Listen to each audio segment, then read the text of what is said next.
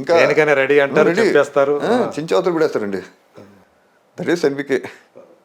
So ఆయన మీద rumours వస్తూ ఉంటే మీకేమనిపిస్తుంటుంది? మనం లేటెస్ట్గా ఒక విచిత్ర అనే అమ్మాయి ఆయన మీద ఒక కాస్టింగ్ కోచ్ ఎలిగేషన్ చేసింది కదా. సో అట్లాంటివి వచ్చినప్పుడు ఏమనిపిస్తుంది మీకు? నిజంగా ఆయన వ్యక్తిత్వం తెలుసు కదా మీకు. అవును, ఆయన అలా చేయరండి అసలు. ఆయనకి ఈ మరీ అలా వల్గర్ బిహేవ్ చేయడం అలవా ఇది లేదు. నాకేం చెప్పారంటే అండి, ఇది బాబాయ్ని డ్యామేజ్ చేయాలని చూస్తున్నారు. ఈ మధ్య బాబాయ్ త్రీ మూవీస్ హిట్ అయింది. అవును, ఇది అసలు ఎప్పుడు రావాలి? ఇప్పుడు సీనియర్ హీరోస్లో ఎవరికి హ్యాట్రిక్ హిట్స్ లేవు. లేవు. ఈయనకే. ఎవరు హీరోస్ అంత దారుణంగా బిహేవ్ చేయరండి. డైలాగ్స్ చెప్పడం కానివ్వండి, ఏమైనా చెప్తే ఫీల్ అవుతారు ఒకసారి. నువ్వు ఈ డైలాగ్ చెప్పమ్మా, ఈ డైలాగ్ చెప్పొద్దు అంటే ఒకసారి ఫీల్ అవ్వచ్చు. అలాంటివి ఏమైనా ఉంటున్నామో కానీ ఇలా వల్గర్గా అలా బిహేవ్ చేయడం అనేది ఎక్కడ లేదు. అది నాకు తెలుసు కదండి బాబాయ్ సంగతి. ఇంటర్నల్గా నాకు తెలుస్తూ ఉండే మీ బాబాయ్ ఈ హీరోయిన్ అనేది చిచ్చి అసలు మనకి అది లేదు. అది అదే అయితే విన్నా అప్పుడు మహిళా సంఘాలు ఇప్పుడు లేవు, కానీ అప్పుడు బాగా గొడవ చేసేవారు. ఇప్పుడు మీరు చూసుంటారు, అప్పుడు మహిళా సంఘాలు తెగ ఉండేదండి. ఇప్పుడు ధర్నాలు రాస్తూ యాక్టివ్గా ఉండే ఏమొచ్చినా కానీ ఇవన్నీ ఏంటంటే నాకు తెలిసిన ఏంటంటే ఇన్ఫర్మేషన్, బాబాయ్ని ఈ మధ్య భగవంత్ కేసరిలో ఒక డైలాగ్ పెట్టారండి, good touch bad good touch అని చాలా మంచి మెసేజ్. తర్వాత బాబాయ్ అన్నారు బనావ్ బేటీకి షేర్ అని. అవును, ఒకసారి మన ఫంక్షన్లోకి వస్తే ఇలా అనుకుంటున్నారా అంటే ఏడు పిల్లలా కాదు పులి పిల్లలా పెంచడని. సో మంచి సోషల్ మెసేజ్ ఇస్తున్నారు, మంచి పేరు వస్తుందండి. ఈ టైంలోనే ఇది ఎందుకు వచ్చిందని చెప్పి అందరికి డౌట్ వచ్చింది. సో ఇది బాబాయ్ని డ్యామేజ్ చేయడానికి కావాలని తనతో చేశారు. లేకపోతే ఇది ఎప్పుడో రావచ్చు కదా, ఇప్పుడు ఎందుకు చెప్పింది అండ్ పొలిటికల్ కెరీర్లో కొంచెం ఇదవుతున్నారు. హిందూపూర్ నుంచి మంచి పేరు సంపాదించుకున్నారు, మన క్యాన్సర్ హాస్పిటల్ వరుసగా అక్కడ ఎన్నికవుతూ వస్తున్నారు, ఓటం అనేది లేకుండా కొంచెం బాగున్నారు. ఆ షో మంచి హిట్ అవుతుంది. సో వెనక నుంచి ఏదో పాలిటిక్స్ ఆడారు, ముఖ్యంగా అపోజిషన్ పార్టీ ఉంటుంది వైఎస్ఆర్సీపీ వాళ్ళు. దాని గురించి అది బయటపడాలి, అది తొందరగా బయటపడుతుంది. సో అది అన్ఫార్చునేట్. అలా ఆ విధంగా బాబాయ్ని డ్యామేజ్ చేయడం అనేది కరెక్ట్ కాదు. అది నిజంగా బాబాయ్ తప్పు చేస్తే నేను చెప్తున్నా, ఎవరు చేసినా తప్పే అండి. బాబాయ్ మనసుతో ఏంటంటే చిన్న ఇలాంటివి కాదండి, మామూలుగా తప్పులేని దొరికితే ఆయన మనసుతో ఏంటంటే సారీ అని చెప్పేస్తారు. తప్పైపోయినా నా వల్ల అంటారు. ఆయన డైరెక్ట్గా మీటింగ్స్ కూడా చెప్పేస్తారు. బాబాయ్ చాలా స్ట్రైట్ ఫార్వర్డ్ అండి. ఆయన వెనక ముందు ఉంటాం, స్టేజెస్ ఎంత పుట్టా ఎస్ అంటే మనసులో ఒకటి ఉంచుకొని బయట ఒకటి మాట్లాడటం అనేది ఎస్ స్ట్రైట్ ఫార్వర్డ్. తప్పు ఉంది తాత్కలాగే అంటే తాత్కరంతే. నేను తప్పు జరిగితే ఎస్ బ్రదర్ తప్పైపోయింది అంటారు. నా పాలసీ నా పరిపాలన తప్పు జరిగితే ఎస్ ఆయన పరిపాలన జర్నీ అండి, మిస్టేక్ జర్నీ అంటే తాత్కాలిక తెలియకుండా జర్నీ తప్పైంది, ఆయన ప్రమేయం లేకుండా. అలా బాలబాయ్ కూడా తప్పండి ఎస్ తప్పైపోయింది అంటారు. అంత ఆయన స్ట్రైట్ ఫార్వర్డ్ మనిషి, అది కరెక్ట్ అండి యాక్చువల్లీ. సో ఇదంతా రాంగ్ అండి. అది ఆయన మీద బుద్ధ జల్లే కార్యక్రమం ఇది. అంటే ఒక ఇది చేస్తున్నారంట చుట్టూ ఒకటి అండ్ రావాలండి. ఇండస్ట్రీలో ఇలా అకృతాలు పెరుగుతున్నాయి. నేను ఇదేంటంటే మహిళా లోకం బయటకు రావాలి. ఎందుకంటే ఈ ఫీల్డ్లో ఎక్కువ మహిళలు రావాలండి.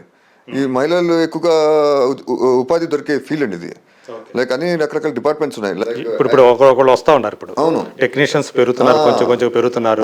అది రావాలండి. Like camera department, dash department, fight department, editing department, direction, production department, ఇంకా ప్రొడక్షన్లో ఇంకా రావాలి మహిళలు.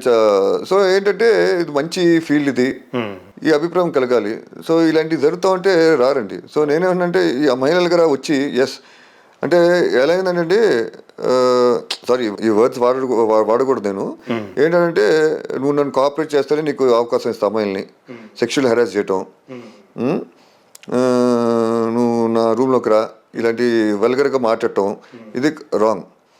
నేను ఎవరైతే ఇలా బిహేవ్ చేస్తున్నారో వాళ్ళందరికీ నేను ఈ విషయం మీరు ఎత్తారు కాబట్టి హెచ్చరిస్తాను, ఇది కరెక్ట్ పద్ధతి కాదు. అంటే కొంతమంది ఆల్రెడీ ఇప్పటికే కొంతమంది ఈ కమిట్మెంట్స్ మీద మాట్లాడటం జరిగింది కూడా. అవునవును, మీటూ మూవ్మెంట్ అనేది వచ్చినప్పుడు ఇలాంటి కమిట్మెంట్లు అడుగుతూ ఉంటారు ఇండస్ట్రీ వాళ్ళు.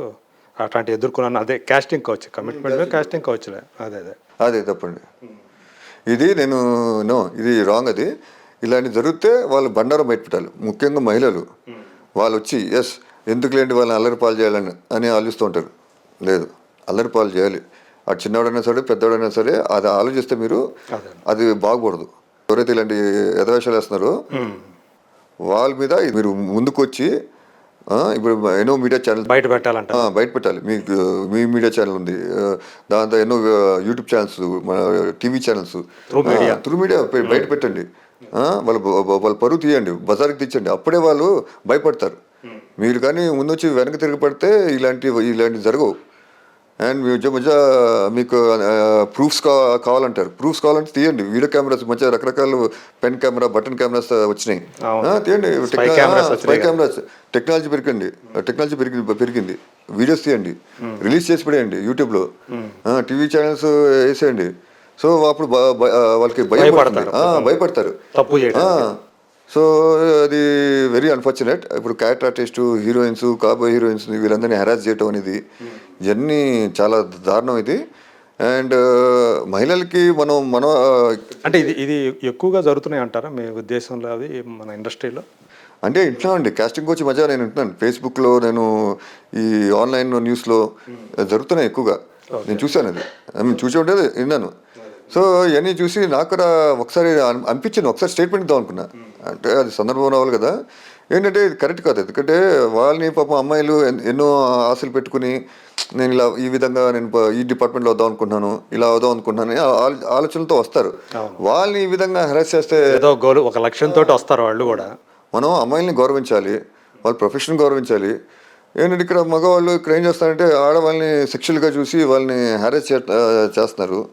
దిస్ ఇస్ ఇన్కరెక్ట్ అది. సో నేను అంటే కమిట్మెంట్ ఇస్తేనే ఆఫర్ ఇస్తాము అన్నట్టుగా, కమిట్మెంట్ ఆఫర్ అని కుదరు. అలా ఏమంటే వాళ్ళ మీద యాక్షన్ తీసుకోవాలి, సివియర్ యాక్షన్ తీసుకోవాలి. అది కాకుండా వీళ్ళు కూడా నేను ఎవరైతే కమిట్మెంట్ ఈ కాస్టింగ్ కోచ్ అన్నారో వాళ్ళు కూడా ఈ మీడియా మీరు ఎత్తారు కాబట్టి ఈ మీడియా తరపున హెచ్చరిస్తున్నాను వాళ్ళకి, ఇది కరెక్ట్ కాదు, పద్ధతులు మార్చుకోండి. ఎందుకంటే ఆ విషయంలో ఇండస్ట్రీ మారాలి. అవును, మారాలి. ఎవరైతే అలా ఆ రకంగా ఆలోచించే వ్యక్తులు ఉండారో వాళ్ళకి ఇక్కడ స్థానం లేదు అన్నట్టుగా ఉంది. వాళ్ళు ఆలోచించాలి. వాళ్ళు మనము ఇచ్చేయాలి. వాళ్ళని ఆ విధంగా చూడకండి. మీ సొంత సిస్టర్స్, బ్రదర్స్, వదిలిలాగో ఏదో మనం చూడండి. వాళ్ళని వెన్నుతట్టి ప్రోత్సహించండి. అంతేకాని ఇలాంటి పనులు చేసి వాళ్ళని ఇలా హారస్ మాత్రం చేయకండి. ఈ మీడియా నుంచి నేను పిలిపిస్తున్నాను వాళ్ళందరికీ. తర్వాత మీరు చంద్రబాబు నాయుడు గారు జైల్లో ఉన్నప్పుడు మీరు ఓపెన్ అయ్యారు మీరు. సో ఇప్పుడు ఆయన బయటకు వచ్చేసారు. సో మీ ఫ్యామిలీ అంతా ఎలా ఫీల్ అవుతా ఉంది? అంటే ఇది ఒక రకంగా చెప్పాలంటే మీకు అందరికీ ఒక సంబరం లాంటిది ఆయన బయటికి రావటం అనేది. ఓకే, ఫస్ట్ మీరు గుడ్ టచ్ బ్యాడ్ టచ్ గురించి అంటే హీరోల ద్వారా చెప్పించడం చాలా సంతోషం.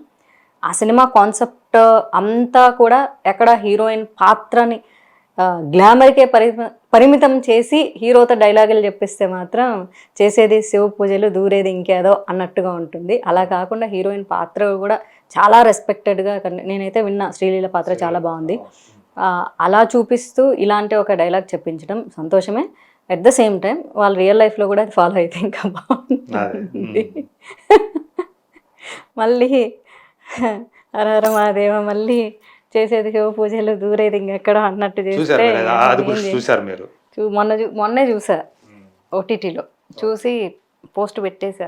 అది ఫస్ట్ టీజర్ వచ్చినప్పుడే టీజర్ మీదే మేము నా ఛానల్లో మంచి డిబేట్ వేసుకున్నాం. మేము ప్రతి సీను అదొక వర్స్ట్, దాన్ని పట్టుకొని ఇక మనం ఇంకా ఎట్లాగైనా మన రామాయణాన్ని మనం కించపరచకూడదు, మనం అవమానపరచకూడదు అని చెప్పేసి ఒక కేటగరైజ్డ్ హిందూస్ దాన్ని పొగిడే ప్రయత్నం చేశారు.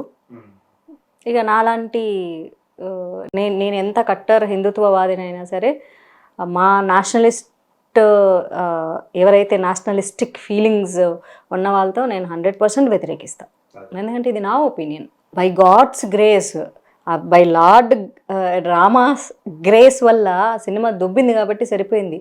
లేకపోతే రేపు పొద్దున ఫ్యూచర్ జనరేషన్ కిడ్స్ చూస్తే ఓ రావణ్ ఇట్లే వెల్డింగ్ వర్క్ చేసుకుంటూ ఉంటాడేమో, సీతమ్మని ఇట్లా చెప్పి గాల్లో ఇట్లా దయ్యంలాగా తీసుకెళ్ళాడేమో. బికాజ్ యానిమేషన్ క్యారెక్టర్స్ అంటే వాళ్ళకి ఇష్టం కదా.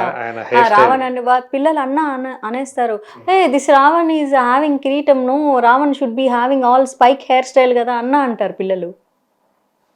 అది కాదు కదా.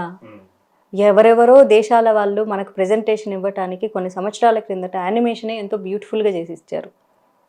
సౌత్ కొరియా వాళ్ళైతే ఇక మన దేశానికి వాళ్ళ దేశానికి సంబంధాలు ఉన్నాయి. వాళ్ళ మొదటి మహిళ ఇక్కడ నుంచి వెళ్ళిందనో మన దేశపు మట్టి అనో ఇప్పటికీ మనల్ని గౌరవిస్తూ ఉంటారు. అసలు మన వాళ్ళ అయింది దారుణం. ఇంకా అట్లాంటి వాటి గురించి మాట్లాడడం. మనకు వ్యతిరేకం ఎవరో కాదు, మన వాళ్ళే.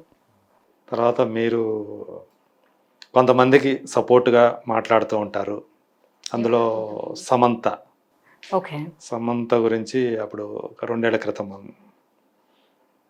ఆమెని అంటే అప్పుడు అంటే మీరు తెలిసి ఆ మాటలు అన్నారా, లేకపోతే ఎవరన్నా చెప్తే ఆ మాటలు చెప్పారో నాకైతే తెలియదు. ఒక వీడియో మీరే రిలీజ్ చేశారు, ఒక సెల్ఫీ వీడియో. ఆమెని ఒక డబ్బు సంపాదించే మనిషిగానే చూశారు. ఆమె కోట్లు సంపాదించుకున్నా కానీ తనకు సమాజ సేవ చేయాలని కానీ అందులో డబ్బు తీసుకోవడానికి లేదు. కేవలం ఆమెకి లక్షలు కూడా కాదు, 1000 మాత్రమే ఇచ్చేవాళ్ళు అని మీరు ఆమె అలాంటి జీవితం బతికే కంటే శుభ్రంగా బయటకు వచ్చి ఇప్పుడు తన జీవితం తను జీవించడమే బాగుంటుంది అని చెప్పేసి ఒక చేశారు. అది నిజంగా మీకు తెలుసా అని నాకు అంటే అది అనిపించింది. కూడా నేను విన్నది, క్లోజ్ సర్కిల్లో విన్నది. That is 1 point. ఇక విడాకులు తీసుకోవడానికి అదొక్కటే కారణాలు అని మనం చెప్పలేం కదా. భార్యాభర్తల సంబంధాలు అనేవి ఎన్నో విషయాల మీద ఆధారపడి ఉంటాయి. అది అందులో ఇంకోటి కూడా మీరు ఏమని చెప్పారంటే ఆమెకి తల్లి కావాలని ఉంది, కానీ ఆమెని అది కూడా దాని నుంచి కూడా దూరం చేశారన్నట్లు మాట్లాడారు అందులో. జనాల కామెంట్స్కి దాన్ని అలా నీకు మదర్ అవ్వాలని లేదు, నీకు తిరగాలని ఉంది. ఇది ఎలా అయిపోయిందంటే సొసైటీ జడ్జిమెంటల్. ఇప్పుడు హీరో హీరోయిన్ పెళ్లి చేసుకున్నారు, వాళ్ళిద్దరూ విడాకులు తీసుకున్నారు, వాళ్ళు సావు వాళ్ళు చేస్తారు. కానీ మా హీరో తోపుగాడు, కానీ ఆ హీరోయిన్ బరితెగించింది. అంటే ఆడది అంటే జడ్జిమెంటల్. ఇంక ఎవరన్నా కానీ నువ్వు అలాంటి పాత్రలు చేసావు కాబట్టి నిన్ను వదిలేసిండు, నువ్వు అట్లాంటి రోల్స్ అట్లాంటి డ్రెస్సులు వేసుకున్నావు అంటే డ్రెస్సే క్యారెక్టరా? What is the meaning of character? ఇది ఎట్లా ఉంటుందంటే శీలం అంటే ఆడదానికి మాత్రమే ఉండేటటువంటి ఒక ప్రత్యేక పదార్థం అని చూసే సమాజం ఇది. పితృస్వామ్య సమాజం అన్నది. What is the meaning of శీలం? గుణం కదా.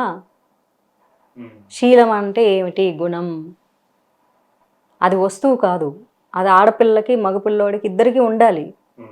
కానీ ఈ పితృస్వామిక సమాజంలో ఎంత మంచి హీరో, మా హీరోకి ఈమె డిజర్వ్ కాదు. ఆమె సమంత కాకపోయినా ఎవరు డిజర్వ్ కాదు స్త్రీ స్థానంలో. ఆమె స్థానంలో ఇంకొకరున్నా సేమే. ఆ స్థానంలో సమంత కాకపోయినా ఒక నార్మల్ ఎవరో వీళ్ళకి తెలియని ఒక బిజినెస్ మ్యాగ్నెట్ కూతురుని వచ్చి చేసుకొని ఆమె విడాకులు తీసుకున్నా అది బిజినెస్ దానికి డబ్బులు ఎక్కువ అయ్యి కొవ్వు బట్టి మా హీరోని వదిలేసింది. లేదో పేద పిల్లని చేసుకొని డివోర్స్ అంటే నిన్న కాక మొన్న దానికి డబ్బులు వచ్చేసరికి కొవ్వు నెత్తికెక్కింది. అందుకే విడాకులు ఎప్పుడైనా అటువైపే వెళ్తాయి, ఒక సైడే ఖచ్చితంగా స్త్రీ వైపే వెళ్తాయి. చూడండి మీరు, పురుషుడు చాలా గొప్పోడు, ఆడేం చేసి ఉంటాడు. నేను I'm not talking about particular hero, I'm talking about men. ఎవరైనా సరే మా హీరో తోపు, స్వామి పూజలు, వ్యక్తి పూజలు. స్త్రీ అంటే పనికిమాలింది, వాళ్ళ అమ్మే మంచిది, ఇంకెవత్తి మంచిది కాదు. ఒకవేళ వాళ్ళ అమ్మ కనుక వాళ్ళ నాన్న దగ్గర నుంచి కష్టాలు పడేవి, మీకు తెలుసా మా నాన్న ఇన్ని కష్టాలు పెట్టాడు, తాగొచ్చి కొట్టాడు తెలుసా నీకు,